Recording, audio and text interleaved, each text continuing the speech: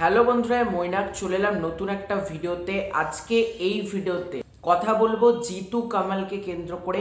অনেক দর্শকের একটা গুরুত্বপূর্ণ প্রশ্ন যে জিতু কামাল, তার তো নবনীতা দাস তার সাথে ছাড়াছাড়ি হয়ে গিয়েছে, এবার জিতু কামাল কি আবারও বিবাহ বন্ধনে আবদ্ধ হবেন, তার কি আবারও বিয়ে হবে, এই নিয়ে প্রশ্ন, নাকি সে কোনো নতুন সম্পর্কে আবারও জড়িয়েছে।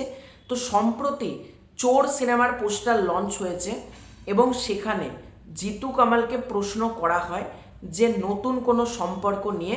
তো জিতু কামাল সেখানে এমন কিছু কথা বলেন যেগুলো মনে হলো অবশ্যই ভিডিও করা উচিত, এবং এইটা নিয়ে ভিডিও মানে মাস্ট ভিডিও আমি এটা বলতে পারি। তাই সবার ফার্স্টে তোমাদেরকে অনুরোধ করব, চ্যানেলে প্রথমবার হয়ে থাকলে চ্যানেলটাকে অতি অবশ্যই সাবস্ক্রাইব করে রেখো।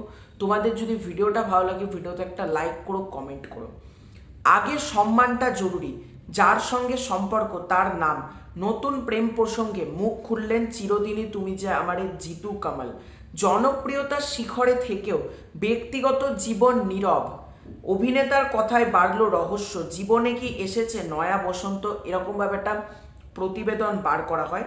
তো জিতু কামালকে সম্প্রতি দেখো, জিতু কামালের যেটা ধারাবাহিক বন্ধ নিয়ে তাকে প্রশ্ন করা হয়েছে, তাকে নানান কিছু নিয়ে প্রশ্ন করা হয়েছে, কিন্তু একটা গুরুত্বপূর্ণ প্রশ্ন করা হয়েছে। জিতু কামাল তিনি এমন একটা মানুষ না, তিনি প্রত্যেককে রেসপেক্ট করতে, প্রত্যেককে সাথে ভালোভাবে সম্পর্ক রাখতে, ভালো কথাবার্তা বলতে মানে তিনি প্রচণ্ড ভালোবাসেন। এই জন্য তার প্রাক্তন স্ত্রীকে নিয়ে কখনো কিন্তু তাকে খারাপ মন্তব্য করতে দেখা যায়নি, উল্টে তার প্রশংসা করতেই দেখা গিয়েছে। এবং জিতু কামাল এমন একজন মানুষ, আমার দেখে প্রচণ্ড তার মানে তার যে মানবিক সত্তাটা সেটা আমার এতটা ভালো লাগে।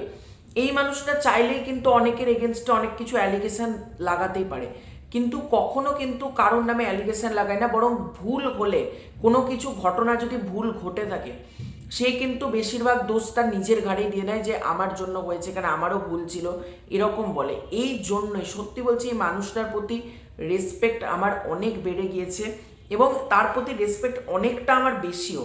প্রতিবেদনে লেখা রয়েছে, অতীতে জিতু কামাল বিয়ে করেছিলেন নবনীতার সঙ্গে, তবে সেই বিবাহ অনেক দিন আগেই বিচ্ছেদ ঘটে। এবং রিসেন্টলি তোমাদেরকে একটা পডকাস্ট, যেটা আমি একটা পডকাস্টের ইন্টারভিউ সেকশন নিয়ে আমি একটা ভিডিও করেছিলাম, না দেখে থাকলে তোমরা দেখতে পারো, সেখানে সে তার প্রাক্তন স্ত্রীকে নিয়ে কিন্তু অনেক কিছু মন্তব্য করে।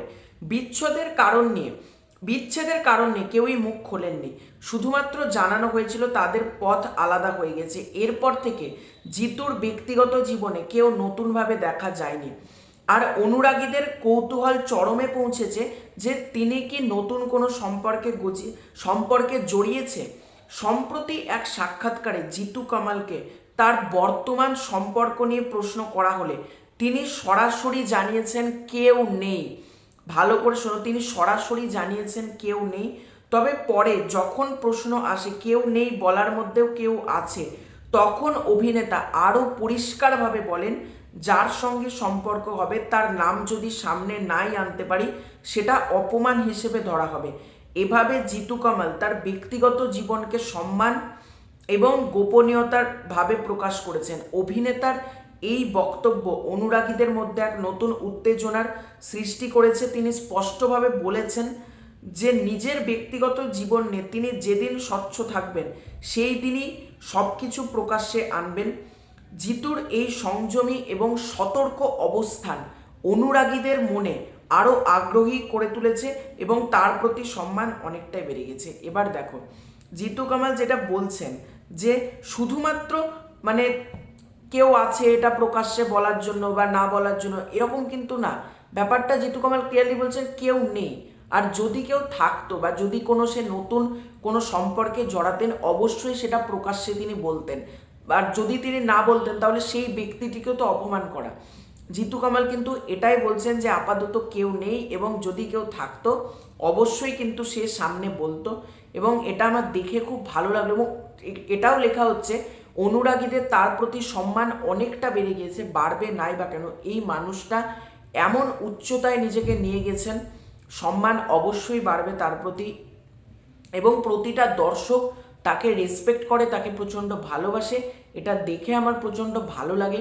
তো তোমাদের পুরো ব্যাপারটাকে নিয়ে কি মতামত কমেন্ট করে জানিও। এই ভিডিওটা নিয়ে তোমাদের কি মন্তব্য ডেফিনেটলি কমেন্ট করে জানিও। চ্যানেলে প্রথমবার হয়ে থাকলে চ্যানেলটাকে সাবস্ক্রাইব করে রেখো। খুব শীঘ্রই দেখা হচ্ছে নতুন কোনো ভিডিওতে, ততক্ষণের জন্য বাই বাই।